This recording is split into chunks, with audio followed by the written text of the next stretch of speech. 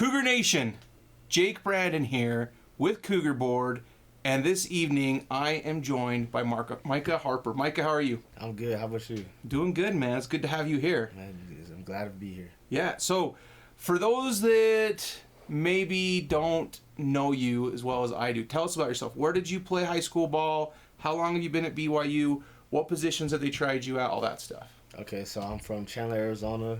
Played at Basha High School in Chandler, Arizona. Played in the Premier Region. Played against schools such as Chandler, Hamilton, Perry, Brophy. I played defensive back at BYU. I played corner my true freshman year.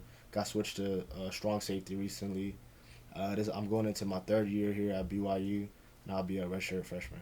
Awesome. Excellent. So, in Chandler, you obviously played against Chandler High School, right? You said they were in your same region earlier. We talked about that. Yep. Tell us about that. What's that like having two top teams in the country in the same region? What's that rivalry like? It's a pretty big rivalry. I think it really prepares me for the next level in the sense that there's a lot of guys on multiple teams in the region that play Division I football. Yeah. Yep. So I think it's really just prepped me to play, just have the mindset and the confidence to be able to come in early and contribute.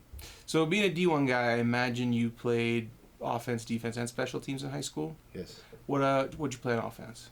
I played a little bit of quarterback my senior year. Oh. Yeah, I played receiver, a little bit of running back, and then special teams I was punt returner and kick returner. So you did it all? Did it all. You did all but the O-line. All right. but the blocking. O-line and D-line. You did everything else. So do you think that quarterback experience helps you as being part of the secondary? Most definitely. I just feel like I was able to command the field, and you got to know what everyone's doing on the field. And it's just more of like a leadership role. Yeah. I love talking to quarterbacks because there's a lot of different ways you can look at coverages pre-snap, right? You could look at, is the middle open? Is the middle closed? Does this corners leverage this? And you want to look at all of it eventually, but what did you look at first when you were a quarterback? Really just the secondary. I feel like being someone that plays in the secondary, I can also just kind of look at the defense and know what they're kind of in. And then second, I have to look at the linebackers and the D-line so I can adjust my line to protect me. Yeah, that's kind of important, right? Yeah. Cool. So they gave you a lot of autonomy. They give you the pass pro. They give you all that stuff. Did you have the orange call on the run calls? Could you switch up run calls and things to a different side? Or I could. All that, yeah. I mean, the coach always gave me the green light to just, hey, if all else fails, just pull it and run. Go make it happen. Right. So. Go make it happen. Cool. So I think one of your most famous moments at BYU so far is a targeting that you got in 2020. Was it Houston? Houston, right. It was a Houston game. Break that down for us. What was the coverage? What were you in? What happened? Break it down for us, the whole thing. Okay, so we was in the cover 2 coverage. I was in the boundary side. And basically in cover 2, your job is to reroute one, get hands on them, and look for something coming back out. Mm-hmm. And the quarterback, I knew that it was a short yardage. Or no, I think it was a longer yardage. And he was just trying to get some yards just to get the offense rolling. The running back did an out route, and he threw it.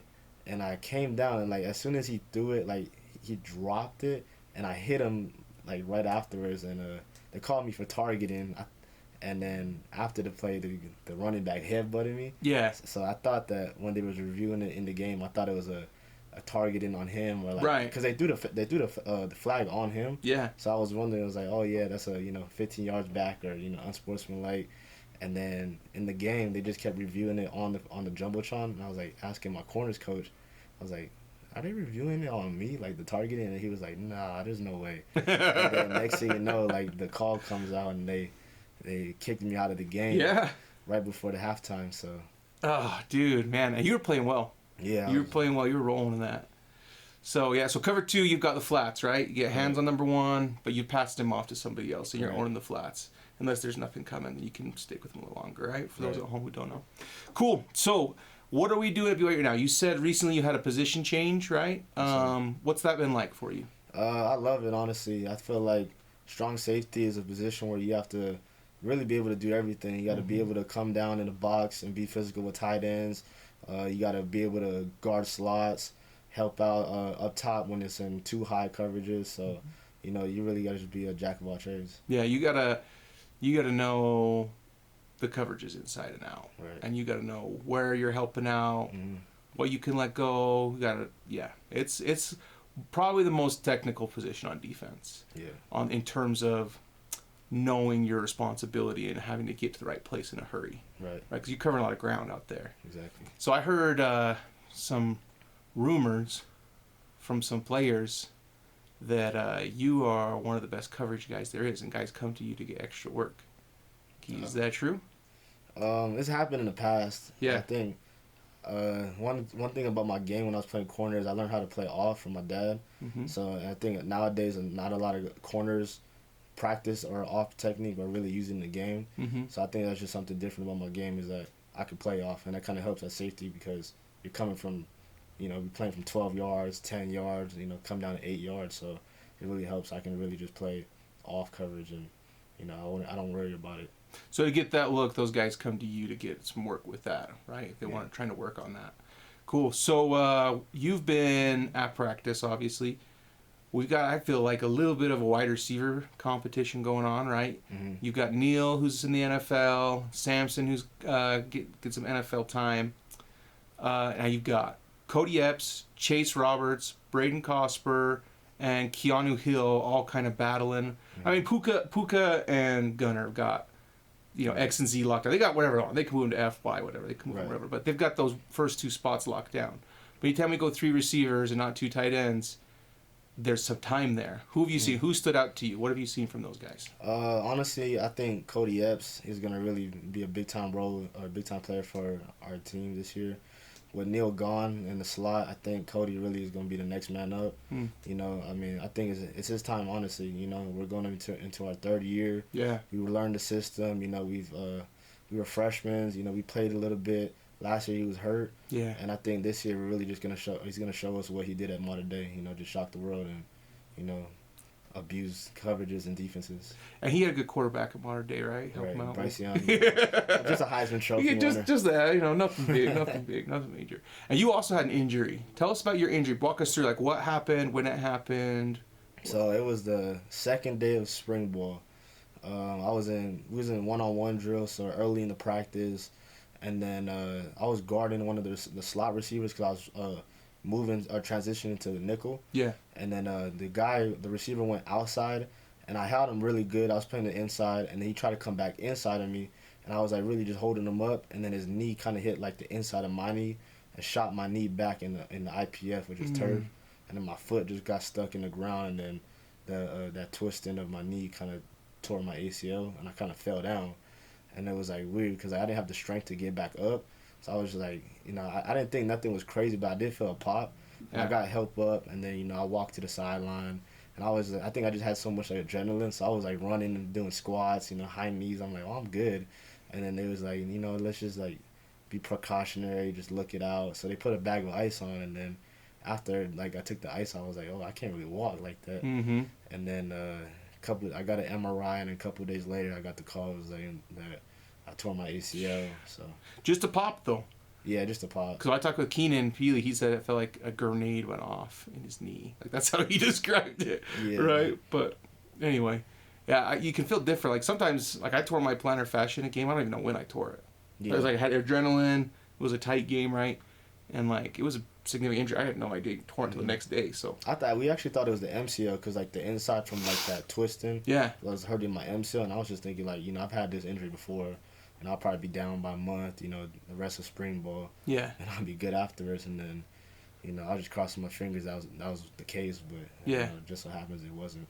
So we've got Chaz, who I've heard is moving back to linebacker. Correct. So moving you to safety makes a lot of sense to get that depth there. So you've got Malik, obviously, who's kind of solidified himself, I feel like, as a starter and a leader on our defense.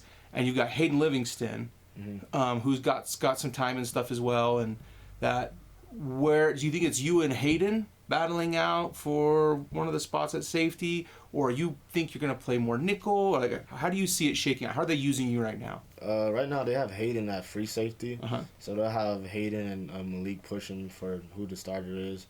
Right now they have me battling with Amin Hanneman and George Udo. So right now it's just, all of us in the secondary, we all have experience, which is really great. We all know the concept. We know the defense. So, I think it's just going to be honestly, at the end of the day, you can put any one of us in, and we're gonna contribute for the Right. team. So And you could all be on the field at one time, right? Like we go to 3-man front, like depending on how we want to shake out the secondary, you guys could all be on the field. Mm-hmm. I think another thing is that we all played different positions as well. You know, like George, my freshman year was playing nickel. I played corner. You know, Jacob Robinson, he played safety last year. He's playing corner now. Like at the end of the day, like we have so much depth and we have so much versatility. That everyone can honestly just play at once, or just if needed, we can play other positions. Dude, and I don't know, we've been spoiled.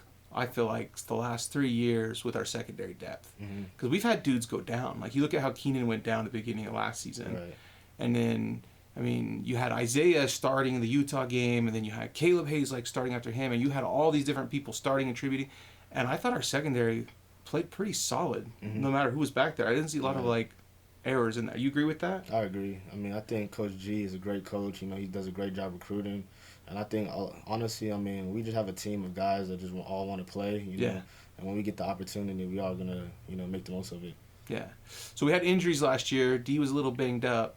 Do you think, where do you see the defense this year? We got a lot of people back, healthy, a lot of experience. What are your expectations? Honestly, I think we're going to have one of the top defenses in the country. You know, we have a lot of experience up front, the D-line. We have a lot of, actually, the whole of defense, honestly. You know, I think our linebackers are amazing. You know, they make every tackle sideline to sideline. It really helped the back four out, or back five out, really. And then, we got Caleb Hayes. He has a lot of PBUs last year. D'Lo, Jacob, honestly, we all got experience. And, I think this is a lot of the guys last year, so it's going to be a great one. Yeah, I think there's that kind of, everyone I talk, there's that feeling of like, this is a special season.